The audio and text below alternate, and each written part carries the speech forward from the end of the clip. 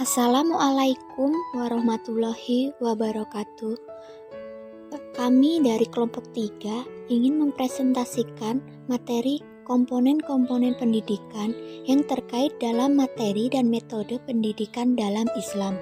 Sebelum masuk ke materi, izinkan saya memperkenalkan anggota kelompok 3. Yang pertama ada Agil Purnama dengan NPM 1950311.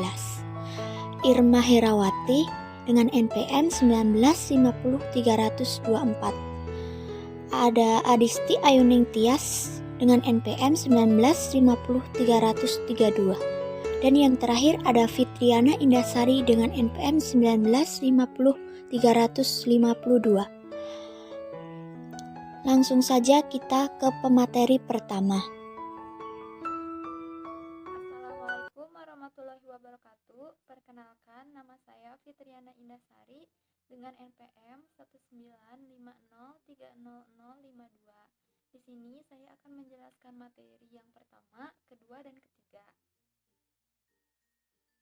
Baik, langsung saja kita bahas materi yang pertama, yaitu tentang pengertian materi pendidikan Islam. Materi pendidikan ialah semua bahan pelajaran yang disampaikan kepada peserta didik dalam suatu sistem institusional pendidikan. Materi pendidikan merupakan substansi ilmu pengetahuan yang ditransmisikan kepada peserta didik agar diketahui, dikembangkan, dan diamalkan. Dalam pendidikan Islam, materi pelajaran adalah sumber normatif Islam, yaitu Al-Quran dan Al-Sunnah. Secara filosofis, rumusan materi pendidikan Islam adalah seperangkat bahan yang dijadikan sajian dalam upaya mengembangkan kepribadian yang selaras dengan Al-Quran, yaitu manusia yang bertakwa, di mana rumusan materi pelajaran tersebut dilakukan untuk mencapai tujuan pendidikan Islam, yaitu agar tercapai keseimbangan pertumbuhan kepribadian peserta didik secara menyeluruh dan seimbang, yang dilakukan melalui latihan jiwa, akal pikiran atau intelektual, diri manusia yang rasional, perasaan, dan indera. Lanjut, kita bahas materi yang kedua, yaitu tentang jenis-jenis materi pendidikan Islam. Di sini jenis materi pendidikan Islam terdapat di jenjang SMP dan SMA. Pada SMP kelas 7, yaitu lebih dekat dengan Allah Subhanahu wa Ta'ala yang sangat indah namanya. Pada SMP kelas 8, meyakini kitab-kitab Allah, mencintai Al-Quran. Pada SMP kelas 9, meyakini hari akhir mengakhiri kebiasaan buruk. Pada SMA kelas 10, aku selalu dekat dengan Allah Subhanahu wa Ta'ala. Pada SMA kelas 11, beriman kepada kitab-kitab Allah Subhanahu wa Ta'ala. Pada SMA kelas 12, semangat beribadah dengan meyakini hari akhir. Jenis-jenis materi pendidikan tersebut diambil dari buku paket siswa di bab 1. Nah, jenis-jenis materi pendidikan Islam untuk saat ini seluruhnya diatur dalam kurikulum 2013. Materinya cenderung mencakup tentang kitab-kitab, menghindari perilaku tercela dan mendekatkan diri dengan perilaku terpuji, meneladani sifat-sifat para rasul, hormat kepada guru dan orang tua, dan sebagainya. Lanjut ke materi yang ketiga, yaitu tentang sumber materi pendidikan Islam. Sumber-sumber dari materi pendidikan Islam yang pertama adalah Al-Quran. Al-Quran merupakan sumber pertama dan yang paling utama bagi pendidikan Islam. Al-Quran memiliki konsep pendidikan yang utuh, hanya saja tidak mudah untuk diungkap secara keseluruhannya, karena luas dan mendalamnya pembahasan itu di dalam Al-Quran, di samping juga keterbatasan kemampuan manusia untuk memahami keseluruhannya dengan sempurna. Pendidikan Al-Quran juga memiliki pengaruh yang dahsyat apabila dipahami dengan tepat dan diikuti dan diterapkan secara utuh dengan benar. Karenanya, menjadikan Al-Quran sebagai sumber bagi pendidikan Islam adalah keharusan bagi umat Islam. Lalu sumber yang kedua adalah As-Sunnah. As-sunnah didefinisikan sebagai sesuatu yang didapatkan dari Nabi Muhammad SAW yang terdiri dari ucapan, perbuatan, persetujuan, sifat fisik atau budi, atau biografi baik pada masa sebelum kenabian ataupun sesudahnya. Di dalam dunia pendidikan, as-sunnah memiliki dua manfaat pokok. Manfaat yang pertama, as-sunnah mampu menjelaskan konsep dan kesempurnaan pendidikan Islam sesuai dengan konsep Al-Quran, serta lebih merinci penjelasan Al-Qurannya. Lalu yang kedua, as-sunnah dapat menjadi contoh yang tepat dalam penentuan metode pendidikan. Lalu sumber yang ketiga ada ijtihad. Ijtihad merupakan istilah para fuqaha yakni berpikir dengan menggunakan seluruh ilmu yang dimiliki oleh ilmuwan syariat Islam untuk menetapkan atau menentukan sesuatu hukum syariat Islam. Ijtihad dalam pendidikan harus tetap bersumber dari Al-Quran dan Sunnah yang diolah oleh akal yang sehat oleh para ahli pendidikan Islam. Lalu sumber yang keempat adalah sejarah Islam. Pendidikan sebagai sebuah praktik pada hakikatnya merupakan peristiwa sejarah, karena praktik pendidikan tersebut terekam dalam tulisan yang selanjutnya dapat dipelajari oleh generasi lanjutan. Lalu sumber yang terakhir atau yang kelima adalah masalahat, al-mursalah, dan uruf. Masalahat, al-mursalah, dan uruf secara harfiah berarti kemaslahatan umat. Arti dari masalahat al-mursal sendiri yaitu undang-undang, peraturan atau hukum yang tidak disebutkan secara tegas dalam Al-Quran, namun dipandang perlu diadakan demi kemaslahatan umat. Selanjutnya, al-uruf. Secara harfiah, sesuatu yang sudah dibiasakan dan dipandang baik untuk dilaksanakan secara terminologi. Al-uruf adalah kebiasaan masyarakat, baik berupa perkataan, perbuatan, maupun kesepakatan yang dilakukan secara terus-menerus. Assalamualaikum warahmatullahi wabarakatuh. Perkenalkan, nama saya Adisti Ayuning Tias dengan NPM 1950332. Di sini saya akan membahas tentang prinsip-prinsip pengembangan materi pendidikan Islam, cakupan dan urutan materi pendidikan Islam, dan strategi implementasi materi pendidikan Islam. Berikut penjelasannya. Prinsip-prinsip pengembangan materi pendidikan Islam. Berikut ini dipaparkan beberapa prinsip pengembangan pendidikan agama Islam. Pemaparan ini didasarkan pada buku karya A. Rifki Amin, yaitu sebagai berikut. 1. Setiap pengembangan yang dilakukan tidak menyebabkan permasalahan baru di bidang lainnya. 2. Setiap pengembangan tujuan utamanya bukan bersifat oportunis atau pragmatis. 3. Pengembangan yang dilakukan harus peka atau responsif terhadap perkembangan ilmu pengetahuan, teknologi, dan seni. 4. Setiap pengembangan harus relevan dengan kebutuhan kehidupan masa kini. 5. Setiap pengembangan yang telah berhasil dilakukan tidak boleh merasa puas dan berhenti sampai di situ. 6. Adanya keseimbangan antara kepentingan umat Islam dengan kepentingan bangsa. 7. Pengembangan bukan hanya untuk pemecahan masalah, tapi juga untuk peningkatan mutu, kualitas, dan kuantitas kehidupan manusia. 8. Terus-menerus mengadakan kontrol dan evaluasi pada setiap pengembangan yang dilakukan. 9. Pengembangan pendidikan agama Islam merupakan bagian dari rekayasa sosial. 10. Pengembangan PAI merupakan bentuk investasi kemakmuran dan kesuksesan lahir maupun batin bagi umat Islam dan bangsa Indonesia. 11. Pengembangan senantiasa memiliki landasan kuat. 12. Terdapat nilai-nilai dasar pengembangan yang dijunjung sebagai aset bagi lembaga pendidikan Islam. Cakupan dan urutan materi pendidikan Islam terbagi menjadi 5. Yang pertama, materi akidah.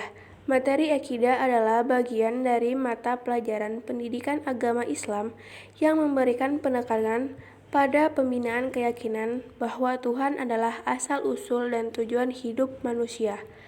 Materi akidah menekankan pada kemampuan memahami dan mempertahankan keyakinan atau keimanan yang benar, serta menghayati dan mengamalkan nilai-nilai yang terkandung. Materi kedua adalah akhlak.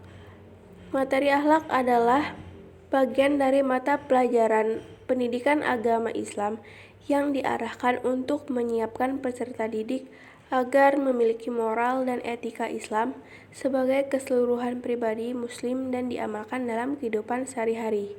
Materi akhlak menekankan pada pembiasaan untuk menerapkan akhlak terpuji dan menjauhi akhlak tercela. Yang ketiga, Al-Quran Hadis merupakan sumber utama ajaran Islam dan juga merupakan sumber akidah akhlak, syariah fikih, sehingga kajiannya berada di setiap unsur tersebut. Materi selanjutnya ada materi fikih. Materi fikih adalah bagian mata pelajaran pendidikan agama Islam yang diarahkan untuk menyiapkan peserta didik agar dapat mengenal, memahami, menghayati, dan mengamalkan hukum Islam yang kemudian menjadi dasar pandangan hidup.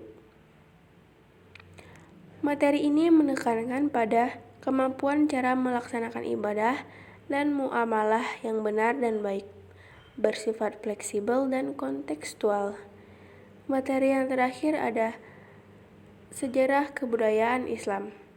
Adalah bagian dari mata pelajaran pendidikan agama Islam yang diarahkan untuk menyiapkan peserta didik agar memiliki pemahaman terhadap apa yang telah diperbuat oleh Islam dan kaum muslimin sebagai katalisator proses perubahan sesuai dengan tahapan kehidupan mereka pada masing-masing waktu, tempat dan masa, untuk dijadikan sebagai pedoman hidup ke depan bagi umat Islam.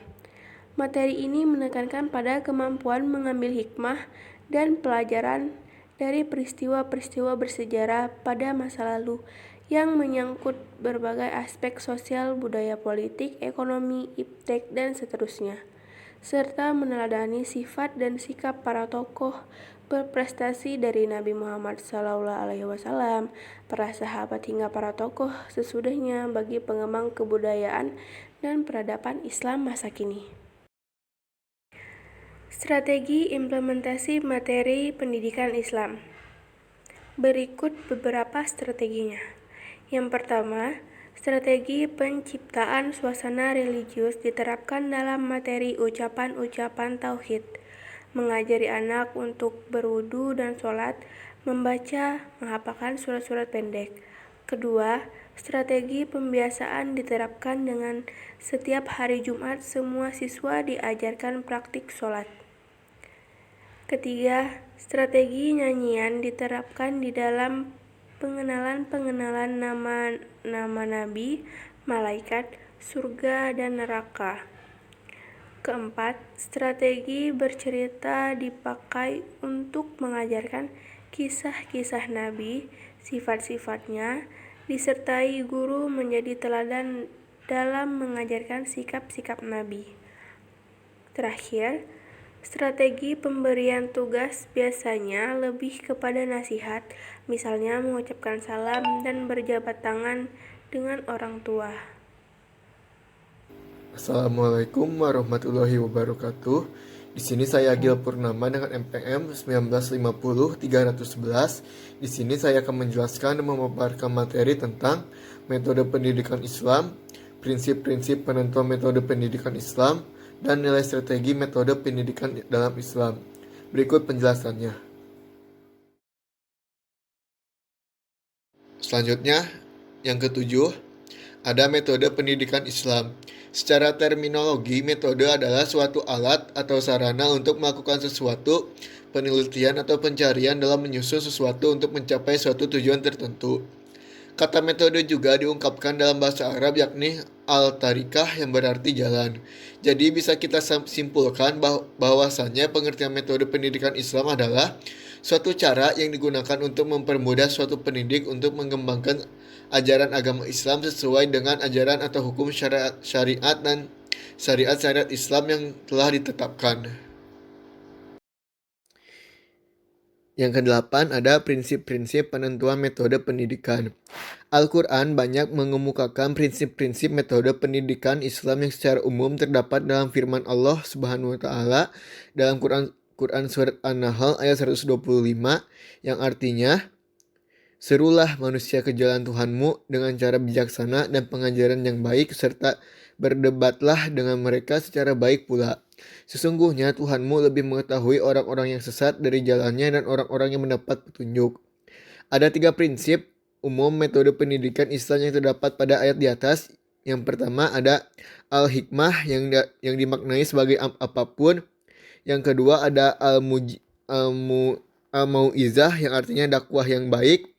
Terus ada al-hasanah yang artinya anugerah kebaikan. Terus kemudian yang terakhir ada al-mujadalah yang artinya wanita yang mengajukan gugatan. Al-Quran menuntut agar pendidikan dilaksanakan dengan penuh kebijaksanaan, menjunjung tinggi harkat kemanusiaan, serta memperhatikan kemungkinan perbedaan peserta didik dengan penuh lemah lembut dan kasih sayang. Kemudian yang ke-9, nilai strategi metode pendidikan. Adapun strategi pendidikan Islam itu adalah seperti yang ditunjukkan dalam firman Allah Subhanahu wa Ta'ala, di antara lain yang pertama terdapat dalam surat Al-Qasas ayat 77 yang berbunyi, A'udzubillahi minasyaitonirrajim. Bismillahirrahmanirrahim. Wabtagfi fima ataqallahu daro akhirata wa la tansa nashibaka minad dunya wa asing kama alhasanallahu ilaika wa la tagfil fasyada fil ard innallaha la yuhibbul mufsidin, yang artinya, dan carilah pahala negeri akhirat dengan apa yang telah dianugerahkan Allah kepadamu. Tetapi janganlah kamu lupakan bagianmu di dunia dan berbuat baiklah kepada orang lain, sebagaimana Allah telah berbuat baik kepadamu, dan janganlah kamu berbuat kerusakan di bumi. Sesungguhnya Allah tidak menyukai orang-orang yang berbuat kerusakan. Kemudian terdapat dalam surat Al-Mujadilah ayat 11. Bismillahirrahmanirrahim. Ya ayyuhallazina amanu iza qila lakum tafashahu fil majalisi fafshahu yafshilahu lakum wa iza qila syuzu fa'zuhu ilahu zina amanu minkum walazina utul ilma darajat wallahu bima ta'maluna khabir, yang artinya, wahai orang-orang yang beriman, apabila dikatakan kepadamu, berilah kelapangan di dalam majelis-majelis, maka lapangkanlah, niscaya Allah akan memberikan kelapangan untukmu. Dan apabila dikatakan, berdirilah kamu, maka berdirilah. Niscaya Allah akan mengangkat derajat orang-orang yang beriman di antaramu dan orang-orang yang diberi ilmu beberapa derajat. Dan Allah Maha mengetahui terhadap apa yang kamu kerjakan. Assalamualaikum warahmatullahi wabarakatuh. Perkenalkan, nama saya Irma Herawati dengan NPM 1950324. Di sini saya akan menjelaskan efektivitas penggunaan metode pendidikan Islam, faktor-faktor yang mempengaruhi pemilihan metode, dan macam-macam metode penelitian. Berikut adalah penjelasannya. Efektivitas penggunaan metode pendidikan Islam. Pembelajaran yang efektif adalah kegiatan belajar mengajar yang dapat membawa peserta didik untuk belajar dengan efektif. Dengan demikian, pembelajaran yang efektif dan bermakna membawa pengaruh dan makna tertentu bagi peserta didik. Oleh karena itu, perencanaan pembelajaran yang telah dirancang guru harus dilaksanakan dengan tepat dan mencapai hasil belajar dan kompetensi yang ditetapkan. Keefektifan pembelajaran adalah hasil guna yang diperoleh setelah proses pelaksanaan atau proses belajar mengajar, di mana proses guru tercipta mengajar efektif dan dari segi murid tercipta belajar efektif. Untuk mencapai pembelajaran aktif, maka satu aspek penting di dalamnya adalah masalah metode yang digunakan guru dalam menciptakan suasana belajar aktif. Guru harus selektif dalam memilih metode yang digunakan dalam pembelajaran, karena dengan penggunaan metode yang sesuai akan berpengaruh terhadap keberhasilan dalam pembelajaran. Faktor-faktor yang mempengaruhi pemilihan metode. Untuk memilih dan menetapkan metode yang tepat, efektif, dan efisien, ada beberapa faktor yang harus dipertimbangkan, yaitu yang pertama, tujuan yang akan dicapai. Yang kedua, bahan atau materi yang akan diajarkan. Yang ketiga, keadaan anak atau murid yang akan menerima pelajaran. Yang keempat, kemampuan guru yang akan menggunakan metode. Kelima, prasarana dan sarana yang tersedia. Yang keenam, situasi dan lingkungan di mana anak akan melaksanakan kegiatan belajar. Macam-macam metode pendidikan. Metode pembelajaran yang sering digunakan oleh lembaga pendidikan Islam pada umumnya. Yang pertama, metode qudwah. Mengajar dengan contoh atau keteladanan adalah metode paling kuat dalam pembelajaran Islam. Ada ungkapan tindakan lebih efektif daripada ucapan. Bahasa perilaku guru lebih bermakna daripada bahasa lisan. Bahkan Nabi Muhammad juga dikenal dengan sebutan uswatun hasanah, menandakan posisi guru begitu penting sebagai panutan baik di lingkungan sekolah dan masyarakat. Tingkah laku pendidik punya daya sentuh yang lebih besar bagi siswa daripada yang diceramahkan. Yang kedua ada metode kitabah atau qaul. Berceramah masih menjadi metode yang efektif diterapkan dalam setiap suasana. Sebagaimana kita lihat para kiai yang istiqomah menerapkan metode ini. Dengan kemampuan bahasa yang fasih dan komunikatif, metode ceramah akan membawa keberhasilan belajar apalagi jika dilengkapi dengan teknologi terkini atau multimedia. Yang ketiga ada metode kitabah atau khat. Satu tingkatan lebih tinggi dibanding berceramah adalah kitabah atau menulis. Sejarah mencatat, Nabi Muhammad pernah membebaskan tawanan perang dan meminta mereka mengajar baca tulis kepada sahabat yang saat itu belum mampu. Begitu pentingnya aktivitas baca tulis. Metode menulis sendiri di lembaga-lembaga pendidikan Islam diterapkan dengan berbagai teknik. Yang keempat, metode hiwar.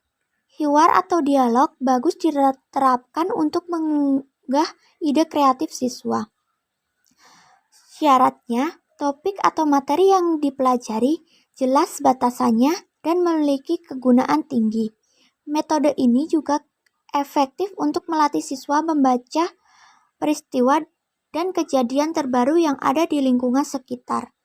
Kelima, ada metode ashilah wa ajwibah. Banyak yang bilang di lingkungan lembaga pendidikan Islam atau pondok pesantren kurang berbentuk iklim tanya jawab. Siswa atau santri tidak punya keberanian terhadap bertanya kepada ustadz. Padahal tidak demikian. Hubungan guru dan murid terjalin atas dasar tawadu, sehingga proses tanya jawab tidak bisa seenaknya. Yang keenam, metode musyawarah.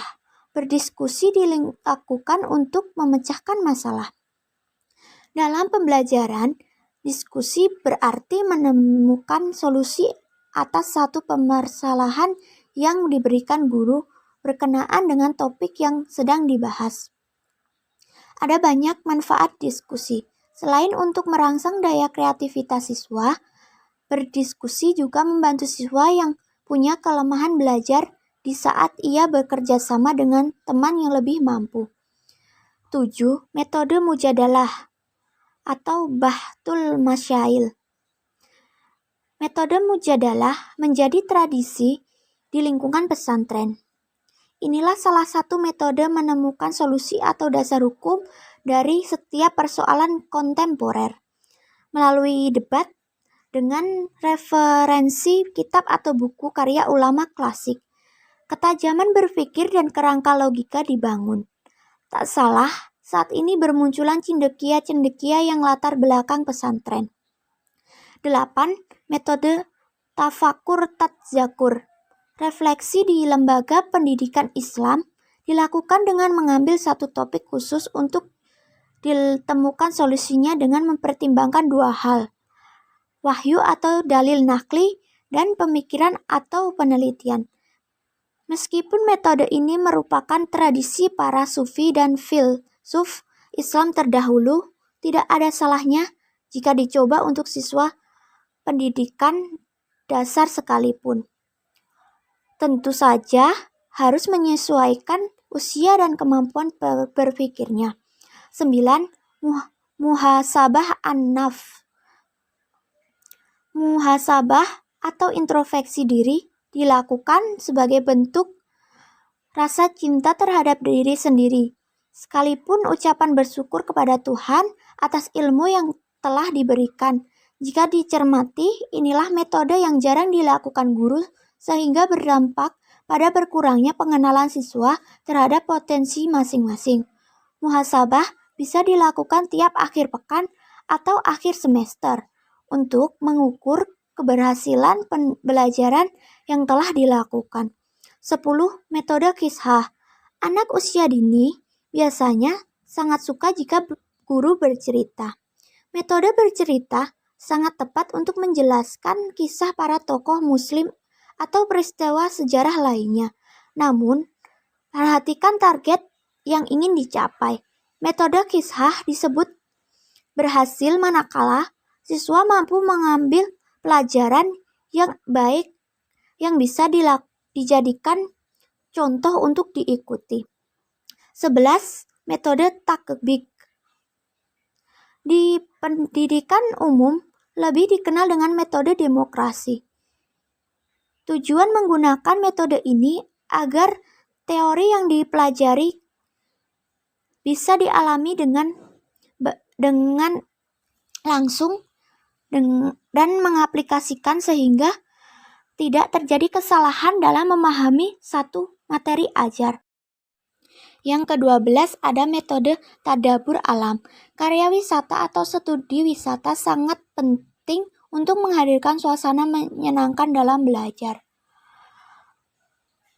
Yang ke-13 ada metode mumarasat.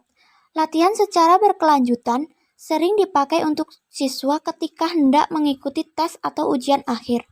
Metode ini sangat efektif untuk melatih keterampilan bahasa asing. Yang saat ini banyak lembaga pendidikan Islam yang berhasil menciptakan lingkungan bahasa, di mana bahasa asing dijadikan sebagai bahasa ibu dan alat komunikasi sehari-hari. Sekian presentasi dari kelompok kami. Kurang lebihnya mohon maaf. Wabillahi taufiq wal hidayah. Wassalamualaikum warahmatullahi wabarakatuh.